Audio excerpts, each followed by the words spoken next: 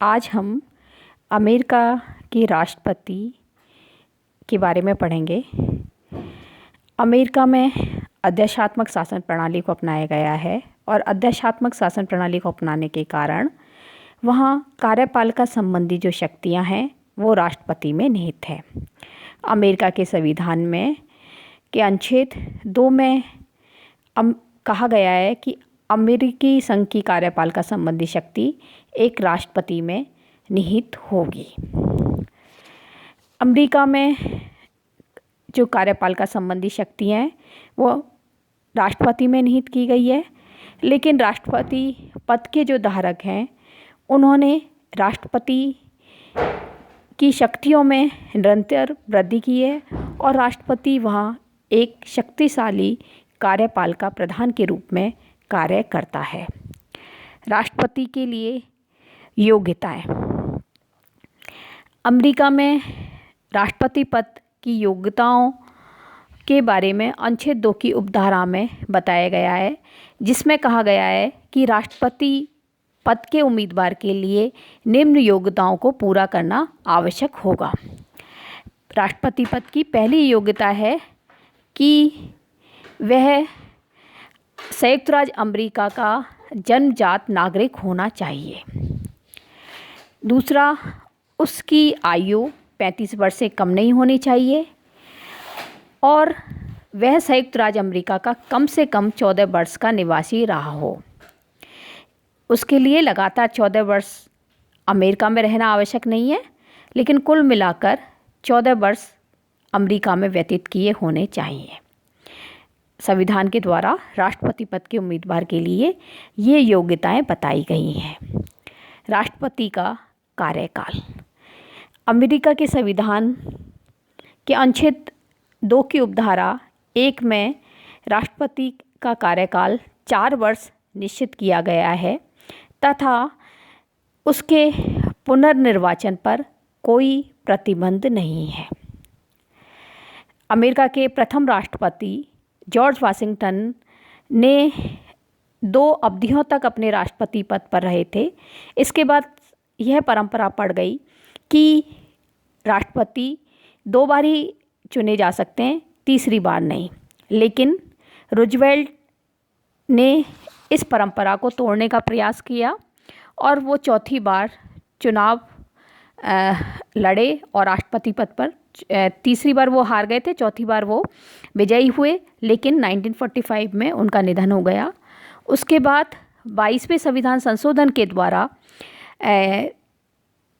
यह प्रावधान रखा गया है कि कोई भी व्यक्ति तीसरी बार राष्ट्रपति पद पर नहीं चुना जा सकता।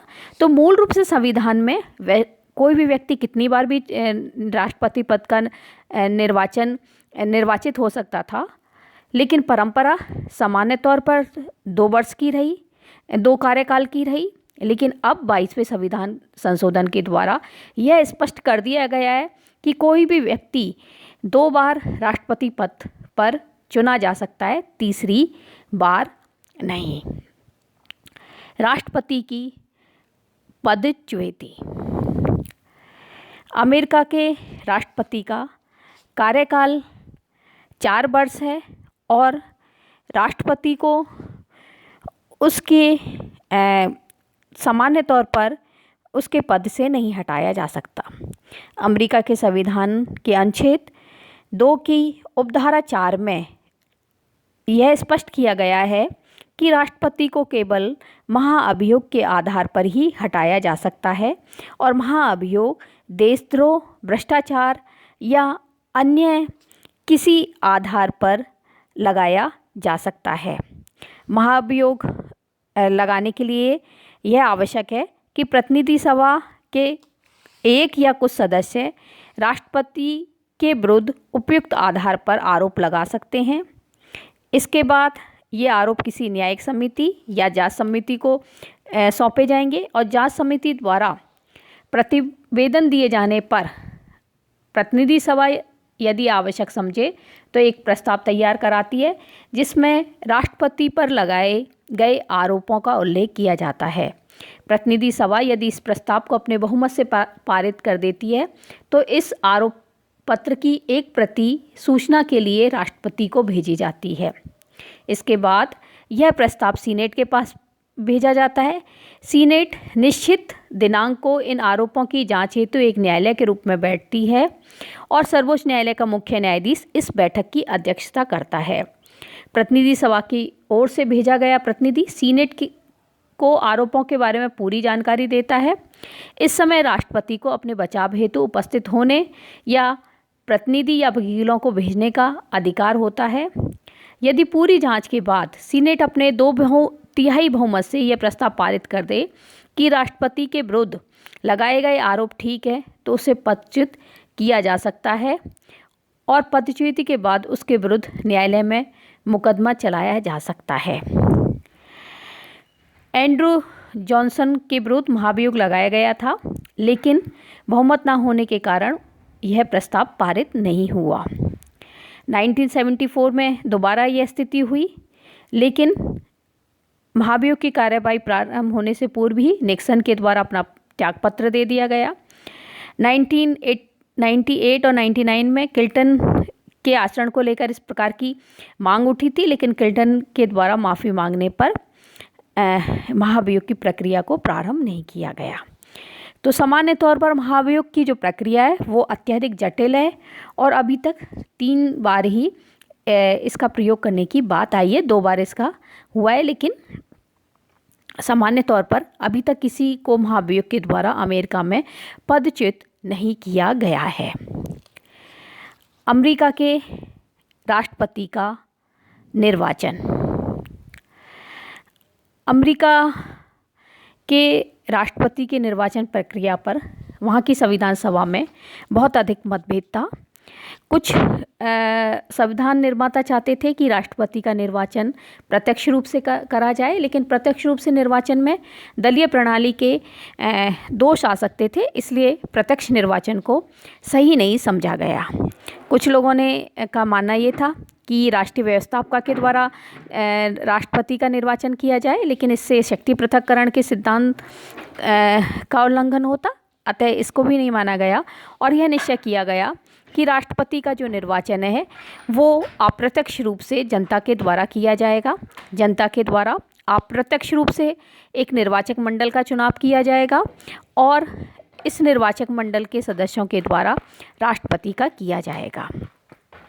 इस संबंध में यह व्यवस्था की गई थी कि प्रत्येक राज्य अपनी व्यवस्थापक के आदेश के अनुसार निर्वाचक चुने और उस राज्य से चुने जाने वाले निर्वाचकों की संख्या उस राज्य के सीनेट और प्रतिनिधि सभा के सदस्यों के बराबर होनी थी।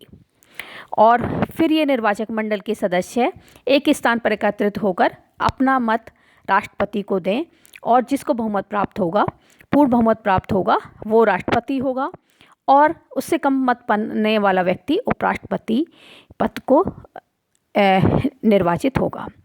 लेकिन निर्वाचन की इस व्यवस्था में संशोधन किए गए। पहला संशोधन ये किया गया कि राष्ट्रपति और उपराष्ट्रपति के निर्वाचन के लिए एक साथ जो मतदान की व्यवस्था थी उसको 12वें संशोधन के द्वारा समाप्त कर दिया गया। अब दोनों के लिए अलग अलग मतदान की व्यवस्था कर दी गई है।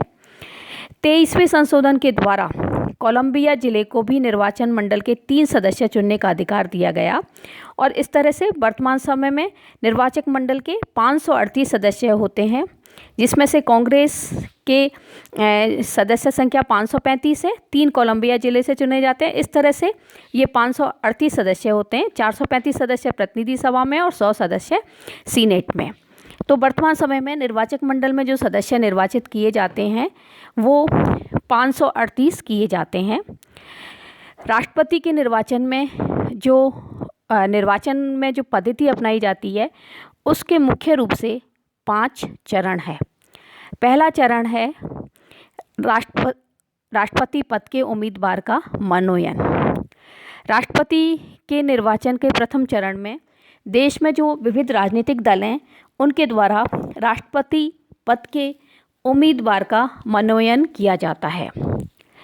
अमेरिका में मुख्य रूप से 2 पार्टियां प्रमुख हैं, रिपब्लिकन पार्टी और डेमोक्रेटिक पार्टी। दोनों पार्टियों के द्वारा अपने उम्मीदवारों का जो मनोनयन किया जाता है वो उन राजनीतिक दलों के देशीय सम्मेलन के द्वारा किया जाता है।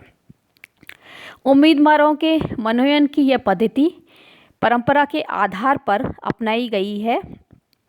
प्रत्येक दल की राष्ट्रीय समिति अपने अपने दल के सम्मेलन के लिए समय और स्थान का निर्धारण करती है और प्रत्येक दल के राष्ट्रीय सम्मेलन के लिए जो प्रतिनिधि हैं उनको चुना जाता है और इन प्रतिनिधियों की संख्या सामान्य तौर पर 1500 से लेकर 3000 के बीच होती है।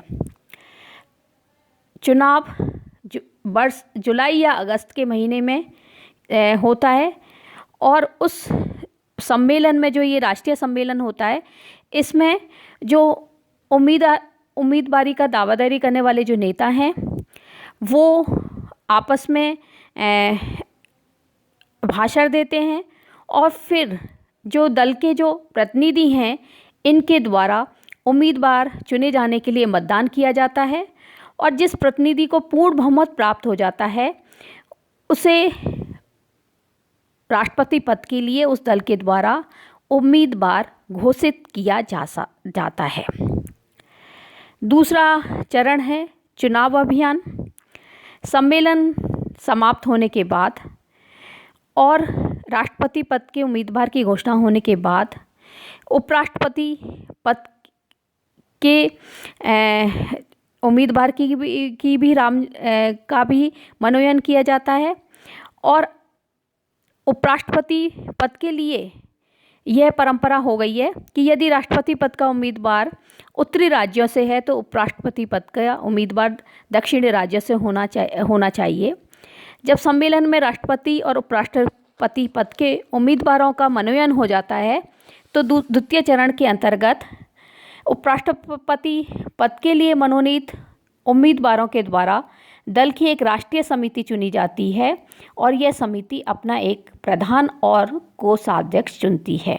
यह समिति अपने दल के उम्मीदवारों के परामर्श से विभिन्न राज्यों में राष्ट्रपति पद के उम्मीदवार के लिए के पक्ष में चुनाव प्रचार करती है और अभियान के मुख्य जो साधन होते हैं चुनाव प्रचार के वो टेलीविज़न, रेडियो, समाचार पत्र और आदि होते हैं और इनके द्वारा राष्ट्रपति पद के चुनाव अभियान का संचालन किया जाता है। राष्ट्रपति पद के निर्वाचन का तीसरा चरण है निर्वाचक मंडल का चुनाव। इसके बाद दोनों दलों के द्वारा निर्वाचक मंडल के लिए अपने उम्मीदवार खड़े किए जाते हैं।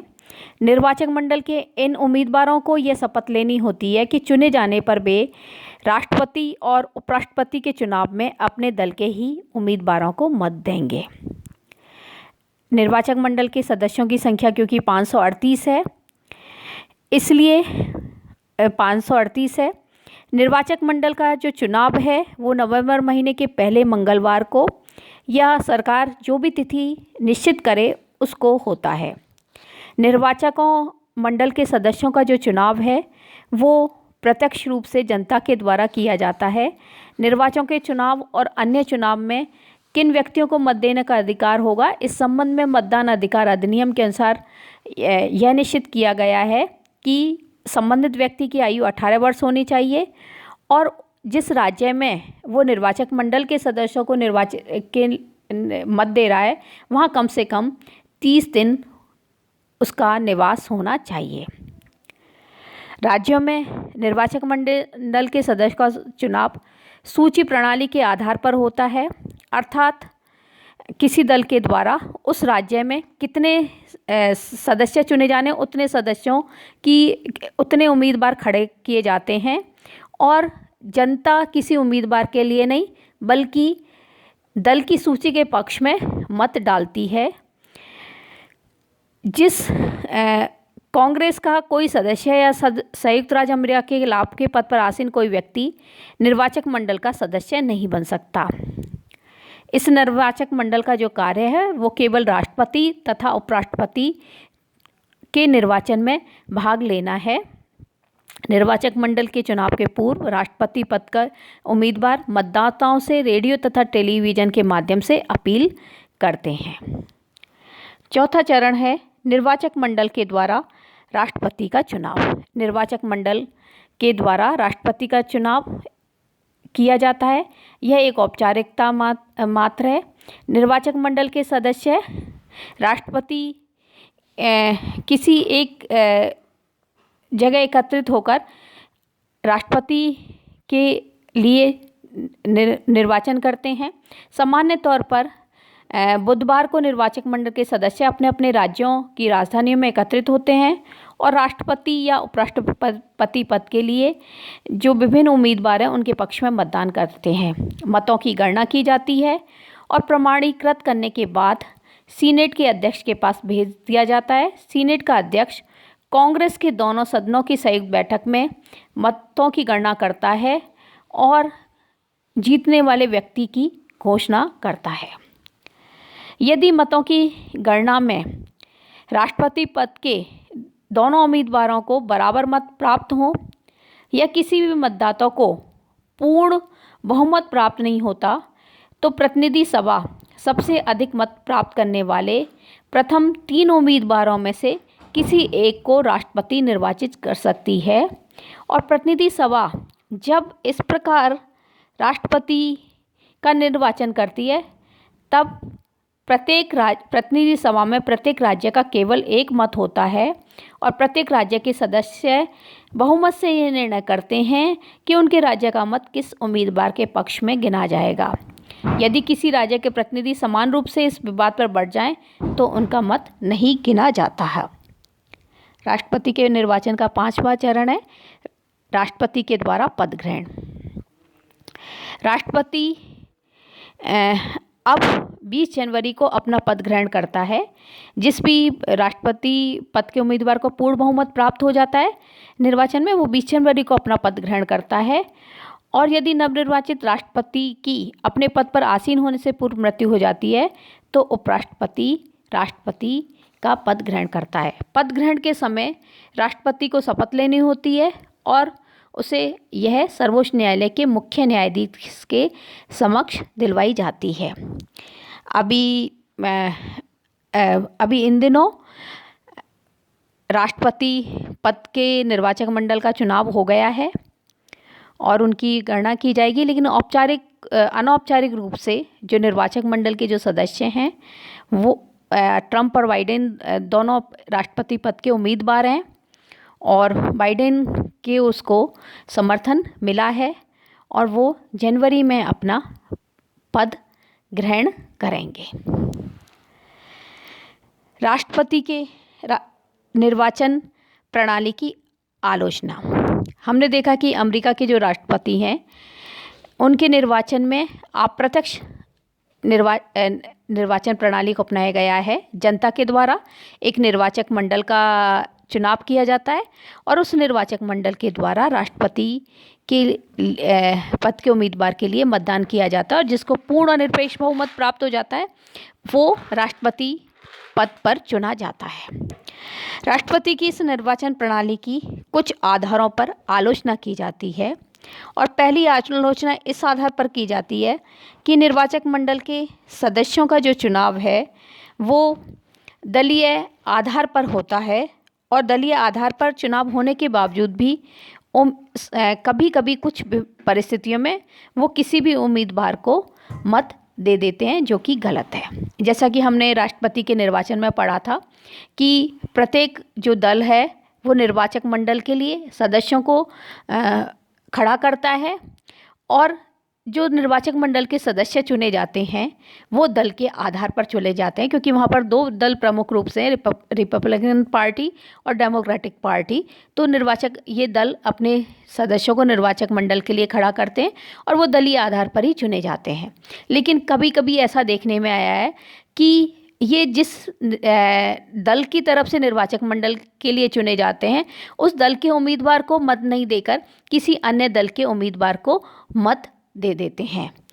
तो इस आधार पर इसकी आलोचना की जाती है कि जो निर्वाचक मंडल के सदस्य हैं वो चुने तो दलीय आधार पर जाते हैं, लेकिन चुने जाने के बाद वो कानूनी रूप से वो किसी भी उम्मीदवार को मत दे सकते हैं, जो गलत है। क्योंकि जनता उनको दलीय आधार पर चुनती है।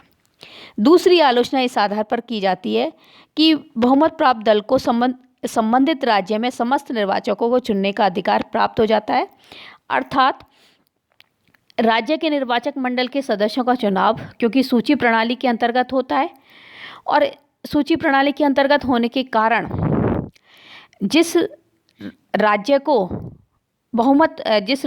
राज्य में जिस दल को बहुमत प्राप्त हो जाता है, उस राज्य के सभी निर्वाचकों को चुनने का अधिकार उस दल के जो सभी सदस्य हैं वो निर्वाचक मंडल के सदस्य चुने जाते हैं।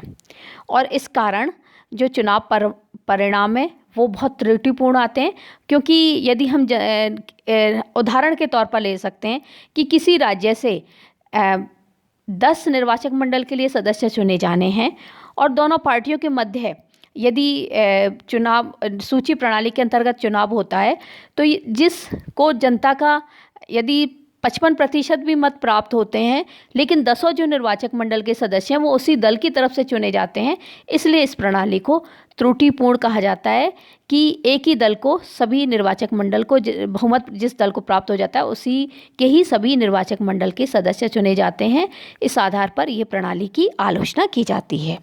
तीसरी आलोचना इस आधार पर की जाती है कि इसके अंतर्गत जो बड़े राज्य हैं उनका महत्व ज़्यादा होता है, क्योंकि निर्वाचक मंडल के सदस्यों की जो संख्या है वो इस आधार पर होती है कि जिस राज्य में प्रतिनिधि सभा के सदस्य और सीनेट के सदस्य जितने हैं उतने ही सदस्य निर्वाचक मंडल के लिए चुने जाते हैं। क्योंकि प्रतिनिधि सभा की जो सदस्यता है वो राज्यों की जनसंख्या के आधार पर होती है, तो जो बड़े राज्य हैं उनसे क्योंकि प्रतिनिधि सभा के सदस्य ज़्यादा चुने जाते हैं और इसलिए उस राज्य से जो बड़े राज्य हैं उनसे निर्वाचक मंडल के लिए ज़्यादा सदस्य चुने जाते हैं। इसलिए ये कहा जाता है कि राष्ट्रपति पद के चुनाव में बड़े राज्यों की छोटे राज्यों की तुलना में ज़्यादा महत्ता रहती है, और जो कि संघात्मक प्रणाली के लिए सही नहीं है। चौथी आलोचना इस आधार पर की जाती है कि यदि राष्ट्रपति के निर्वाचन में कभी भी राष्ट्रपति को यदि कोई पूर्ण बहुमत प्राप्त नहीं होता है, तो ऐसी स्थिति में या दोनों उम्मीदवारों को बराबर मत प्राप्त होते हैं, तो ऐसी स्थिति में प्रतिनिधि सभा निर्णय करती है। जो प्रथम 3 उम्मीदवार हैं उनमें से किसी एक को चुनने का जो कार्य किया जाता है वो प्रतिनिधि सभा के द्वारा किया जाता है, और प्रतिनिधि सभा के अंतर्गत सदस्य जब चुनाव करते हैं तो प्रत्येक राज्य का केवल एक मत होता है और प्रत्येक राज्य के सदस्य बहुमत से निर्णय करते हैं। लेकिन इसकी आलोचना इस आधार पर की जाती है कि निर्वाचक मंडल के द्वारा राष्ट्रपति पद का चुनाव होना चाहिए, लेकिन यहाँ प्रतिनिधि सभा कौन राष्ट्रपति चुना जाएगा इसके बारे में अंतिम रूप से जो निर्णय करती है वो प्रतिनिधि सभा करती है। और ये भी हो सकता है कि प्रथम 3 उम्मीदवारों में तीसरा उम्मीदवार भी राष्ट्रपति बन जाए। इस आधार पर अमेरिका के राष्ट्रपति की निर्वाचन प्रणाली की आलोचना की जाती है।